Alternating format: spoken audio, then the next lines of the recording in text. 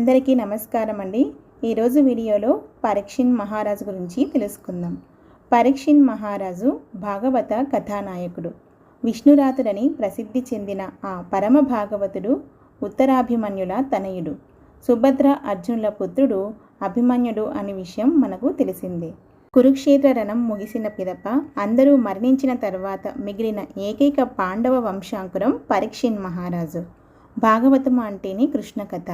అది 12 స్కంధాల రూపంలో రచించబడింది. 10వ స్కందం 11వ స్కంధాలలో శ్రీకృష్ణ చరితం వర్ణించబడింది. మొదటి 9 స్కంధాలలో శ్రీకృష్ణుని వివిధ అవతారాల లీలలు వర్ణించబడ్డాయి. ప్రథమ స్కందములోని కృష్ణస్తు భగవాన్ స్వయం అనేది అత్యంత ముఖ్యమైన విషయం నిరూపించబడింది. ఇటువంటి శ్రీకృష్ణ దివ్య కథ అయినట్టి భాగవతం పరీక్షిన్ మహారాజు సుఖదేవ గోస్వామి సంవాదంగా మనకు అందించబడింది. పరీక్షిత్తు యొక్క జన్మము, కర్మము, ముక్తి వివరాలను తెలుపుతానని సూత గోస్వామి పలకడంతో భాగవతంలో పరీక్షిన్ మహారాజు చరితం ఆరంభమవుతుంది. భాగవతంలోని అతని జన్మ కర్మ ముక్తులు వర్ణించబడినాయంటే అవి ఎంతో ప్రాధాన్యం కలిగినవే అయుంటాయి. సర్వప్రధానుడైన శ్రీకృష్ణ భగవానునితో సంబంధం కలిగినప్పుడే ఏ విషయమైనా ప్రాధాన్యం పొందుతుంది. అంటే పరీక్షిత్తు యొక్క జన్మ కర్మ ముక్తులు తప్పకుండా శ్రీకృష్ణునితో సంబంధం కలిగే ఉంటాయి. ఆ సంబంధం ఎట్లా ఉందో ఇప్పుడు తెలుసుకుందాం. కురు పాండవ యుద్ధం ముగిసింది. పంచపాండవులు తప్ప కురువంశమంతా నశించింది. తొడలు విరిగి దుర్యోధనుడు రణరంగములో పడి ఉన్నాడు. ఇంకా ప్రాణం పోలేదు. అప్పుడు తన ప్రభువుకు ఆనందం కలిగిద్దామనే ఉద్దేశంతో ద్రోణసుతుడైన అశ్వత్థామ నిద్రిస్తున్న పాండవ పుత్రులను వధించి వారి తలలను దుర్యోధనునికి కానుకగా ఇచ్చాడు. అప్పుడు కృష్ణార్జునులు అశ్వత్థామను పట్టుకోవడానికి వెంబడించగా అతడు బ్రహ్మాస్త్రాన్ని ప్రయోగించాడు. కృష్ణుని నిర్దేశంలో అర్జునుడు కూడా బ్రహ్మాస్త్రాన్ని ప్రయోగించి శత్రువు ప్రయోగించిన అస్త్రాన్ని శాంతింపజేశాడు. తరువాత అశ్వత్థామను పశువును బంధించినట్లు త్రాళ్లతో కట్టివేసి శిబిరానికి తీసుకొని వచ్చాడు. నిద్రిస్తున్న వారిని కనికరం లేకుండా వధించిన అశ్వత్థామకు ఎటువంటి శిక్ష వేయాలా అనే విషయంలో అనేక చర్చలు జరిగాయి. చివరకు అందరికీ నచ్చే విధంగా అర్జునుడు అతనికి కేశఖండనం చేసి తలలోని మణిని తొలగించాడు. ఆ విధంగా అవమానితుడైన అశ్వత్థామ విడిచివేయబడ్డాడు. దెబ్బతినిన పాము ఊరుకుంటుందా అన్నట్లు అశ్వత్థామ కూడా అంతే. సమయం కోసం వేచియున్నాడు. అదను చిక్కగానే ప్రతీకారం తీర్చుకోవాలనుకున్నాడు. భక్తజన రక్షకుడైన శ్రీకృష్ణుడే పాండవులకు రక్షకుడు. ఆ దేవదేవుడే వారికి కురుక్షేత్ర యుద్ధంలో రక్షణ కవచమై నిలిచాడు. కౌరవసేన ఎనడి ఘోరమైన సాగరాన్ని పాండవులు శ్రీకృష్ణుని నావికునిగా పొందినందునే దాటగలిగారు. ఈ విషయాన్ని మనం కురుక్షేత్ర రణంలో అడుగడుగునా చూడవచ్చును. ఆ విధంగా సాధుపురుషులను రక్షించి దుర్మార్గులను నశింపజేసి ధర్మాన్ని నెలకొల్పి శ్రీకృష్ణుడు తిరిగి హస్తినాపురం నుండి ద్వారకకు పయనమయ్యాడు. అదే అదనుగా భావించి అశ్వత్థామ తిరిగి బ్రహ్మాస్త్రాన్ని ప్రయోగించాడు. అయితే ఈసారి అతడు పాండవ వంశాంకురాన్ని నశింపజేయాలని సంకల్పించాడు. దానితో పాండవ వంశమే నిర్మూలించబడుతుంది. రథం ఎక్కబోతున్న కృష్ణునికి అభిమన్యుని పత్ని ఉత్తర పరుగులతో రావడం కనిపించింది. ఆమె నేరుగా శ్రీకృష్ణుని సమీపించింది. భయవిహ్వలమై భక్తమందారుని ఆశ్రయించి, దేవదేవ జగన్నాథ మహాయోగి నన్ను రక్షించు, ఏదో లోహపు బాణము నా వైపునకు అతి వేగముగా వస్తున్నది. అది నన్ను దహింపజేసిన నా గర్భము మాత్రం నశించకుండా కాపాడు స్వామి అని ముకులిత హస్తాలతో ప్రార్థించింది. సర్వజ్ఞుడైన శ్రీకృష్ణునికి విషయం అర్థమైంది. పాండవ వంశాంకురాన్ని నశింపచేయడానికి అశ్వత్థామ చేసిన దుష్టకార్యంగా దాన్ని ఆ దేవదేవుడు గుర్తించాడు. వెంటనే భక్తరక్షణార్థమై సుదర్శన చక్రాన్ని చేపట్టాడు. అతడు సర్వహృదయవాసి. ఇప్పుడు కురువంశాంకురాన్ని రక్షించడానికి అతడు ఆమె గర్భంలో ప్రవేశించాడు. బ్రహ్మాస్త్రము అమోఘమైనదే, దివ్యమైనదే అయినప్పటికీ కృష్ణతేజం ముందు నిస్తేజమైనది. బ్రహ్మాస్త్ర ప్రయోగం జరిగినప్పుడు తల్లి గర్భంలో ఉన్న పరీక్షిత్తుకు బ్రహ్మాస్త్ర తేజం దుస్సహముగా మారింది. ఆ తాపానికి తప్తమవుతున్న తరుణంలో ఒక పరమ పురుషుడు చెంతకు రావడం ఆ శిశువుకి కనిపించింది. చతుర్బాహువులను మెరుపు వంటి పీత వస్త్రాన్ని ధరించిన అతని నేత్రాలు క్రోధంతో ఎర్రగా ఉన్నాయి. చేతిలో ఉన్న గదను చుట్టూ త్రిప్పుతూ అతడు రక్షణ వలయాన్ని ఏర్పాటు చేశాడు. సూర్యుడు మంచు తెరను నశింపజేసినట్లుగా భగవానుడు బ్రహ్మాస్త్ర తేజాన్ని నశింపజేస్తుండగా అతడు ఎవరా అని శిశువు ఆశ్చర్యపోయాడు. ఆ పిల్లవాడు చూస్తుండగానే ఆ దివ్యమూర్తి అదృశ్యమయ్యాడు. ఈ విధంగా కృష్ణునిచే తల్లి గర్భంలో రక్షించబడి ఆ బాలుడు విష్ణురాతుడని, అంటే విష్ణువుచే రక్షించబడిన వాడని ప్రసిద్ధి చెందాడు. గర్భంలో పరీక్షిత్తును రక్షించిన సమయంలో శ్రీకృష్ణుడు అంతర్బాహ్యాలలో నిలిచి ఉన్నాడు. బయట అందరికీ శ్రీకృష్ణుడు ఎక్కడ వాడు అక్కడే ఉన్నట్లు కనిపించింది.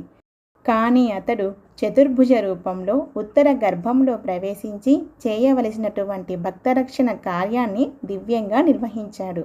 ఈ విధంగా పుట్టక ముందే భగవద్ దర్శనాన్ని పొందిన పరీక్షిత్తు మహాభాగవతోత్తముడు. అతని జన్మము దివ్యమైనది. తరువాత ఒక శుభముహూర్తంలో పరీక్షిత్తు జననం కలిగింది. ధౌమ్యుడు, కృపాచార్యుడు మున్నగు బ్రాహ్మణులు సంస్కార కర్మలు జరిపించారు. ఆ శుభ సమయాన్ని పురస్కరించుకొని ధర్మరాజు బ్రాహ్మణులకు ధన కనక వస్తువాహనాలను దానం చేశాడు. బ్రాహ్మణులు ఆ శిశువును దీవించి అతడు పురువంశానికి తగినవాడు కాగలడని దీవించారు. అతడు విష్ణురాతునిగా మహాభాగవతునిగా ప్రసిద్ధి చెందుతాడని భవిష్యవాణిని పలికించారు. సత్యసంధతతో శ్రీరాముని ధైర్యములో బలిని పోలిడి ఆ బాలుడు ప్రహ్లాదుని వలె గొప్ప కృష్ణభక్తుడవుతారని చెప్పారు. పెక్కు అశ్వమేధ యజ్ఞాలను చేస్తారని వివరించారు. అది విని ధర్మరాజు తృప్తి చెందాడు. తల్లి గర్భంలో తాను దర్శించిన మహాపురుషుని అన్వేషించుచు అందరినీ పరీక్షగా చూడడంతో ఆ బాలుడు పరీక్షిత్తుగా ప్రసిద్ధికెక్కాడు.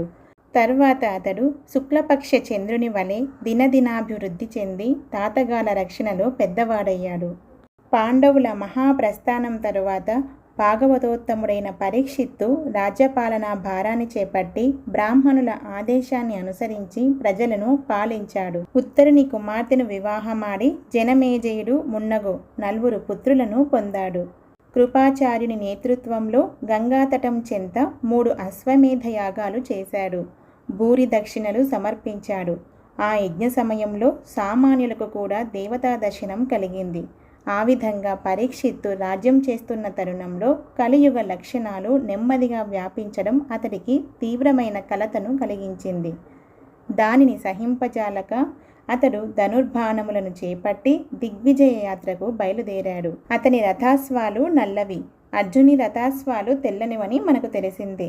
దిగ్విజయ యాత్రలో అతడు అనేక ప్రాంతాలను జయించి ఆయా రాజుల నుండి కప్పములను తీసుకున్నాడు. ఏ ప్రదేశానికి వెళ్ళినా అతనికి తన పూర్వీకుల దివ్యగాథలే వినిపించాయి. వాటిని అతడు ఆనందంతో విన్నాడు. ఆ విధంగా అతడు సంచరించుచుండగా వృషభ రూపమును దాల్చిన ధర్మదేవత, గోరూపమును దాల్చిన భూదేవి పరస్పరం మాట్లాడుకునుట కనిపించింది. వృషభమునకు ఒకే కాలు ఉన్నది, అంటే ధర్మదేవత కేవలం ఏకపాదయే కనిపించింది. భూదేవి అశ్రుపూర్ణ వదనముతో గోచరమిచ్చింది. అవి పరస్పరము పరామర్శించుకుంటున్నాయి. శ్రీకృష్ణుడు తన లీలలను పరిసమాప్తి చేసి వెళ్ళిపోయినందుకు భూదేవి చింతిస్తున్నది. ధర్మము యొక్క 3 పాదములు నశించి ఇప్పుడు అది కేవలం ఒకే పాదముతో తిరుగుచున్నది. ఇంతలో రాజవేషములో ఉన్న ఒక శూద్రుడు గోవృషభములను దండముతో కొట్టసాగాడు. అప్పుడు పరీక్షిన్ మహారాజు మేఘ గంభీర స్వరముతో ఆ ధూర్తుని నివారించి వాటిని శాంతపరిచాడు. తానున్నానని ఆశ్వాసమిచ్చి శాంతవచనాలతో అనునయించాడు. వెంటనే ఖడ్గాన్ని దూసి రాజవేషంలో ఉన్న కలి పురుషుణ్ణి సంహరించడానికి ఉద్యుక్తుడయ్యాడు. పరీక్షిత్తు చేతిలో తనకు చావు మూడిందని తెలిసిన కలి పురుషుడు వెంటనే రాజలాంఛనాలను విడిచి శరణాగతుడయ్యాడు. కాళ్ళ మీద పడి క్షమాభిక్షను అడిగాడు. పరీక్షిన్ మహారాజు ధర్మపరుడు కాబట్టి శరణాగతిని చంపక వదిలిపెట్టాడు. కానీ తన రాజ్యంలో ఉండరాదంటూ ఆజ్ఞాపించాడు. ఆ విధంగా ధర్మదేవత యొక్క నష్టమైన 3 పాదాలను తిరిగి ఒసగి భూదేవికి ధైర్యం చెప్పి పరిస్థితిని సానుకూలపరిచాడు. కలిపురుషుని బంధించగలిగినంతటి మహాద్భుతమైన కార్యం చేసిన పరీక్షిత్తు శ్లాఘనీయుడు. ఆ విధంగా అతడు తన పూర్వీకుల పేరుకు తగినట్లుగా రాజ్యం చేయసాగాడు. ఒకసారి పరీక్షిత్తు అడవిలో వేటకు వెళ్ళి అనేకమైన పశువులను చంపి అలసిపోయాడు. అప్పుడు అతనికి ఆకలి దప్పులు కలగగా జలము కొరకు వెతుకుచూ సమీపంలో ఉన్న శమీకముని ఆశ్రమాన్ని చేరుకున్నాడు. అప్పుడు శమీక ముని ధ్యానమగ్నుడై ఉన్నాడు. పరీక్షిత్తు రావడం ఆయన గమనించలేదు. పరీక్షిత్తు తనకు జలమునివ్వమని అడిగినప్పటికీ సమాధిముగ్నుడైన మునికి ఆ మాట వినిపించలేదు. ముని వ్యవహారము రాజుకు అవమానం కలిగించింది. క్రోధావేశుడై అతడు చెంతనే పడియున్న ఒక మృత సర్పాన్ని ముని వెడిలో వేసి తన రాజ్యానికి వెళ్ళిపోయాడు. తరువాత క్షణికావేశంలో చేసిన ఆ కార్యాన్ని తలుచుకొని ఖిన్నుడయ్యాడు. ఇంతలో శమీక ముని తనయుడైన శృంగి ఆశ్రమానికి వచ్చి తన తండ్రి మెడలో ఉన్న మృత సర్పాన్ని చూసి దుఃఖించాడు.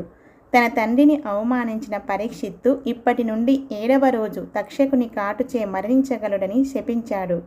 శాపనాంతరము తండ్రి మెడలో ఉన్న పామును చూసి ఏడ్వసాగాడు.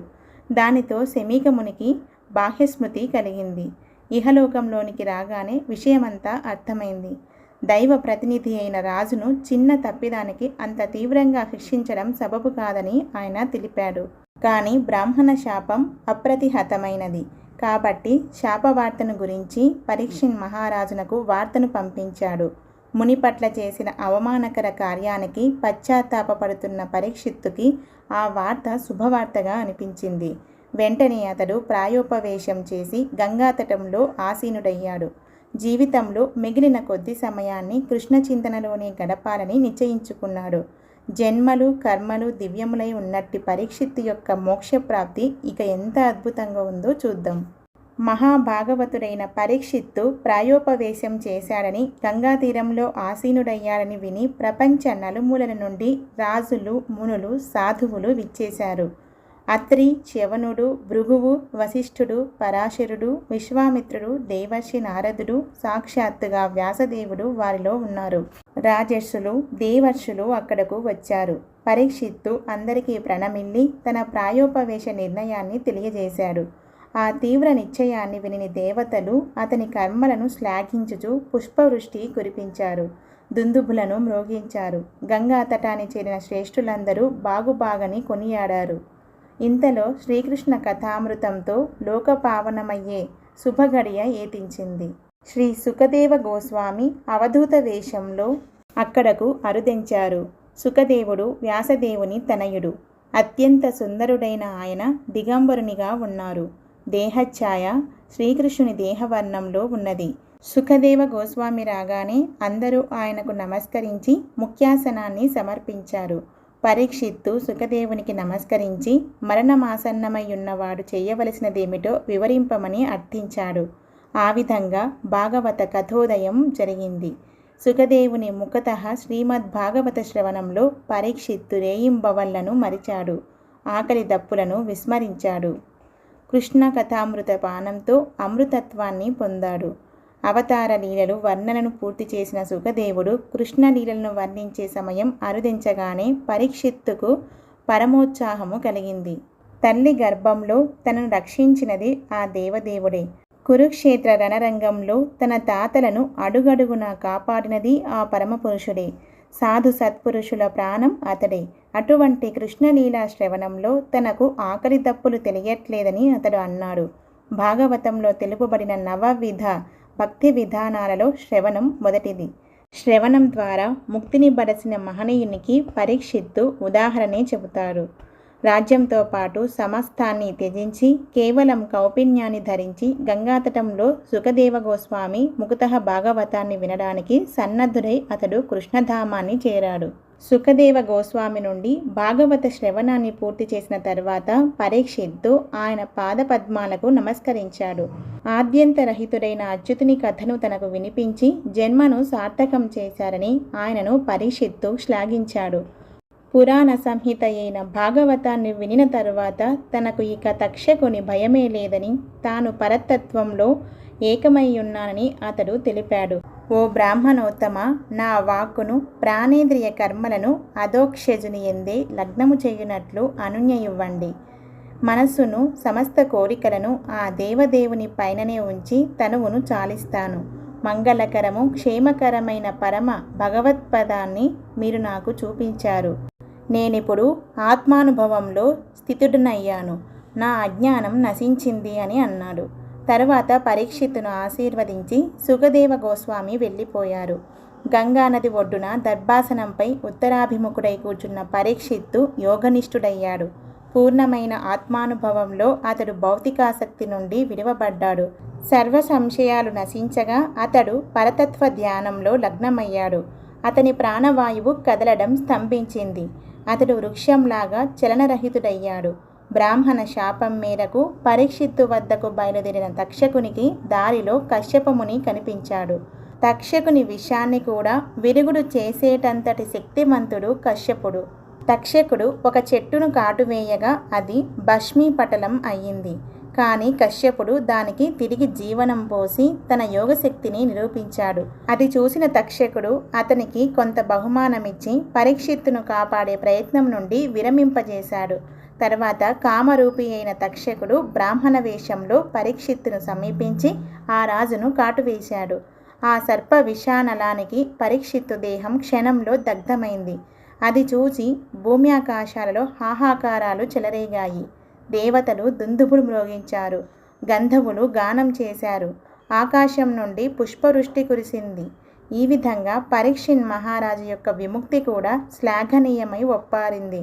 అర్జునుని విషాదం భగవద్గీతకు కారణమైనట్లే పరీక్షిత్ మహారాజు వలన భాగవత కథోదయము జరిగింది. ఈ ప్రకారం 2 కృష్ణ కథలకు పాండు వంశజులే కారణమయ్యారు. సుఖదేవ గోస్వామి పరీక్షిత్ మహారాజుకు భాగవతాన్ని వినిపించే సమయంలో శ్రోతలలో సూత గోస్వామి కూడా ఆసీనులై ఉన్నారు. తరువాత ఆయన నైమిషారణ్యంలో సౌనకాది మునులకు ఆ భాగవతాన్ని వినిపించారు. కలియుగం ఆసన్నమైనదని తెలిసిన సౌనకాది మునులు 1000 సంవత్సరాలు కొనసాగే ఒక యజ్ఞాన్ని లోక కళ్యాణానికై తలపెట్టారు.